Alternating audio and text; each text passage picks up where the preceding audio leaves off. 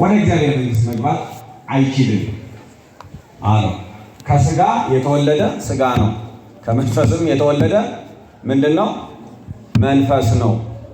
ስለዚህ ዳግመኛ ልትወለዱ ያስፈልጋችኋል ስላል አታድንቅ አለው። ኒቆዲሞስ አሁንም ጥያቄው እስካሁን ድረስ ስላልተመለሰለት ይህ እንዴት ሊሆን ይችላል የሚል ጥያቄ ያነሳ። ነፋስ ወደ ወደደው ይነሳል፣ ድምፁን ትሰማለህ፣ ወዴት እንደሆነ ከየት እንደተመጣ አታውቅም፣ ከመንፈስ የሚወለድም ሰው ሁሉ እንደዚሁ ነው ብሎ ግልጽ አደረገለት።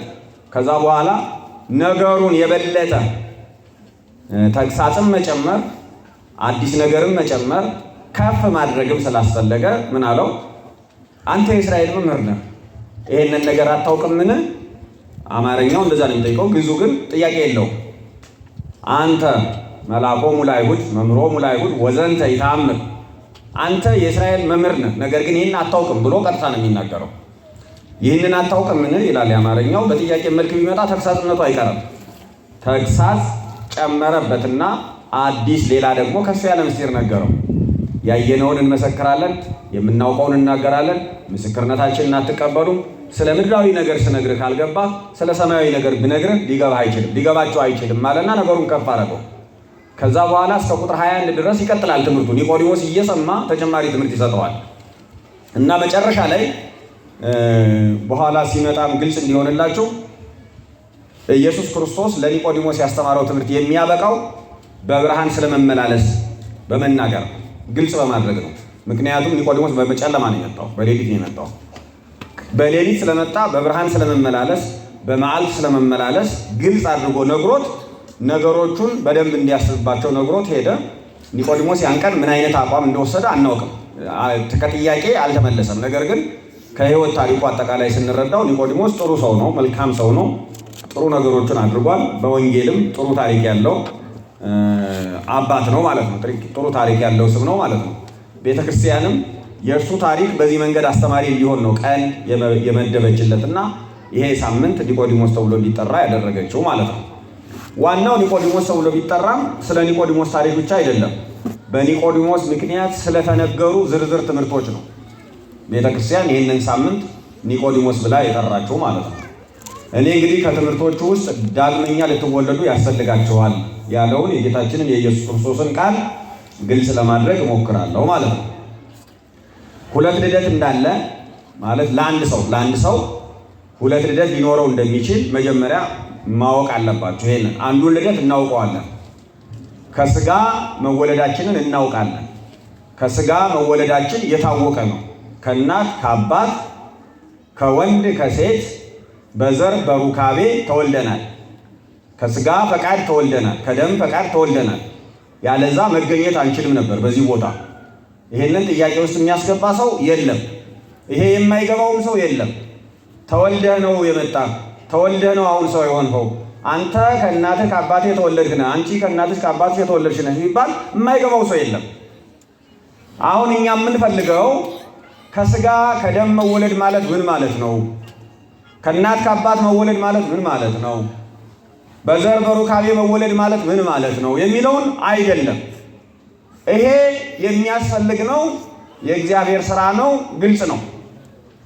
ትምህርቱ ግን ከዚህ ያለፈ ሌላ ተጨማሪ ልደት ይዟል። ሁለተኛ ልደት ይዟል። ዳግመኛ ልደት ይዟል። እርሱንም ዳግመኛ ልትወለዱ ያስፈልጋችኋል ብሎ ነው የሚጀምረው። ሐሳቡን ርዕስ ያደረኩት ሐሳብ ሰብሳቢው ሐሳብ እሱ ስለሆነ ማለት ነው። ዳግመኛ መወለድ አስፈላጊ ነው። ዳግመኛ መወለድ የግድ ነው። ዳግመኛ መወለድ አማራጭ አይደለም። መዳን ለሚፈልግ የዘላለም ሕይወት ማግኘት ለሚፈልግ ሰው ዳግመኛ መወለድ ያስፈልገዋል። የግዴታ ነው፣ የሚገባ ነው። እግዚአብሔር የወሰነው ምስጢር ነው። እግዚአብሔር የሰጠን እድል ነው። እግዚአብሔር ሰውን ዳግም የፈጠረበት መንገድ ነው። ይህን በደንብ እንዲገባችሁ እንደገና ተፈጥረናል፣ እንደገና ተወልደናል። እግዚአብሔር ሰውን በመልኩና በምሳሌው ከፈጠረው በኋላ በደለ፣ ከአምላኩ ተለየ፣ ኃጢአት ሰራ፣ ከእግዚአብሔር ራቀ፣ በሞት በኃጢአት ተይዞ ለ5500 ዘመናት ኖረ። የዲያብሎስ ባሪያ ሆነ። ነገር ግን እግዚአብሔር አስቀድሞ በመልኩና በምሳሌው የፈጠረውን በኋላ በኃጢአት የተጎዳውን የተበላሸውን ኃጢአት እንደ በሽታ ገዝግዞ ለሞት የዳረገውን የሞተውን ሰው እንደገና መስራት እንደገና መፍጠር ፈለገ።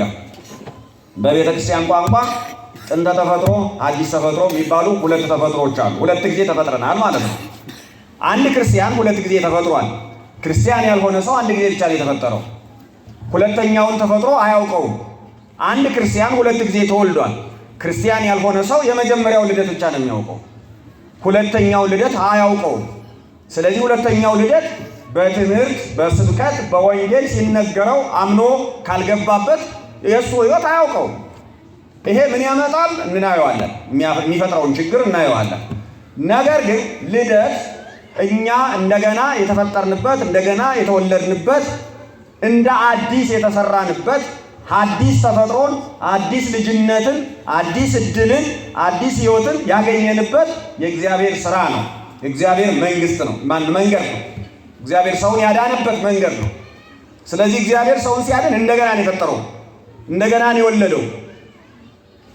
የመጠጋገን ሥራ አይደለም ነገሩ ማለት ነው። ተጠጋግኖ አይሆንም። ምክንያቱም ኃጢአት እንዲሞት አድርጎታል፣ እንዲፈርስ አድርጎታል፣ እንዲበሰብስ አድርጎታል። አፈር እንዲሆን አፈር ነህና ወደ አፈርነት ትመለሳለህ ተብሎ ተፈርዶበታል። ፍርዱ ሰውን አፈር የነበረውን ወደ አፈርነት እንዲመለስ ነው ያደረገው። ስለዚህ እግዚአብሔር አፈር የነበረው ወደ አፈርነት ሲመለስ ያንን አፈር የሚሆነውን ሰው እንደገና መስራት ፈለገ። እንደገና መስራት ሲፈልግ አዲስ ሰውን የሚፈጥርበት መንገድ ሰራ። ያ ደግሞ ምስጢረ ሥጋዌ የክርስቶስ የማዳን ሥራ ተብሎ ይታወቃል። ሰው ክርስቶስ ሰው መሆኑን ክርስቶስ በሥጋ የተገለጠ አምላክ መሆኑን አምኖ መሞቱን መነሳቱን አምኖ በአብ በወልድ በመንፈስ ቅዱስ ስም ሲጠመቅ እንደገና ተፈጠረ ማለት ነው። አዲስ ሰው ሆነ ማለት ነው። አዲስ ልደት አገኘ ማለት ነው። ሁለተኛ እድል አገኘ ማለት ነው። ያ እድል ለዘላለም የምንኖርበት እድል ነው። ከእግዚአብሔር ጋር የተገናኘንበት እድል ነው። የፈረሰው ዝምድና መልሶ የተጠገነበት እድል ነው። መልሶ የተገኘበት እድል ነው። ታላቁ አባታችን እግዚአብሔር ታላቁን ቤተሰቡን የመሰረተበት እድል ነው።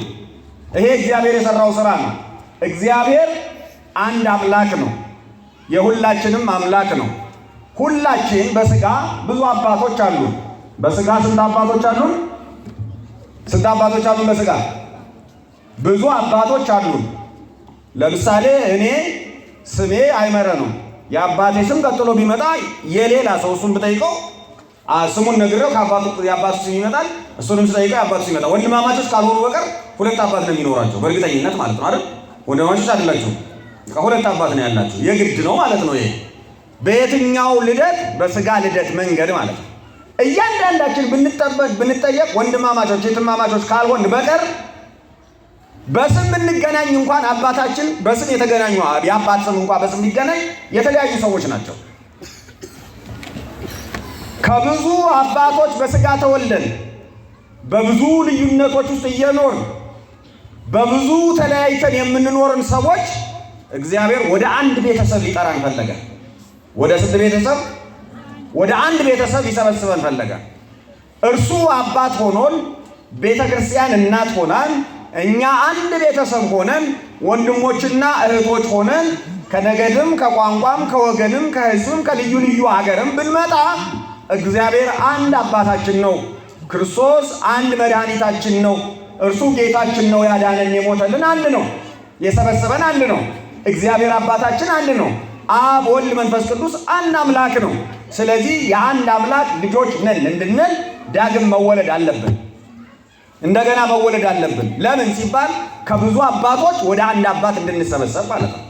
በሥጋ የተወለድነው ልደት ብቻ ቢቀጥል ሂዶ ልክ ነው። አዳም ነው የመጀመሪያው ሰው ምንጩ። የሁላችንም አባት ምንጫችን አዳም ነው ልንል እንችላለን። ግን አባት የሚለውን ነገር አያመጣም። ሂዶ የምንጭ ነው የዘር ነው። አባት ይበዛልና ማለት ነው። አዳም ብዛ ተባዛ ምድርን ሙላ ብዙ ተባዙ ምድርን ሙሉ ተብሎ የተነገረለት ሰው ነው። አሁን አዳም በዝቶ ተባዝቶ ምድርን ሲሞላ ብዙ አባቶች ይመጣሉ ማለት ነው። በዛ በመባዛት ሂደቱ ውስጥ እግዚአብሔር ደግሞ አዳም በዝቶ ተባዝቶ ምድርን የሞላበትን መንገድ መልሶ በሌላ ልደት፣ በሌላ ምስጢር፣ በሌላ መንፈሳዊ መንገድ መልሶ መሰብሰብና አንድ ማድረግ ፈለገ። አዳም ብዙ ሰዎች አደረገን። በአዳም በተወለድንበት ልደት፣ በስጋ በተወለድንበት ልደት ብዙ ሰዎች ሆን፣ ብዙ ቤተሰብ መሰረት፣ ተባዛን፣ ምድርን ሞላናል፣ ብዙ ነገዶች መጡ። እግዚአብሔር ሰዎችን ዳግም በሚወልድበት በሁለተኛው ልደት ደግሞ አንድ አባት አለን። ስንት አባት አለን? ስንት አባት አለን? አንድ። ይሄንን ምን እንለዋለን? እዚህ ቤተሰብ የተቀላቀልንበትን፣ እንደገና በአዲስ ተፈጥሮ የተፈጠርንበትን፣ እንደገና የተወለድንበትን የእግዚአብሔርን አባትነት የእኛን ልጅነት ያገኘንበትን ምስጢር የክርስቶስን የማዳን ሥራ ምን እንለዋለን? ዳግም መወለድ እንለዋለን። ዳግም ማለት ሁለተኛ ልደት ነው ማለት ነው። የቀደመ ልደት አለ ማለት ነው። የቀደመው ልደት ብዙ አያሻግርም። እውነታውን ለመናገር ብዙ አያሻግርም፣ ብዙ አይሄድም።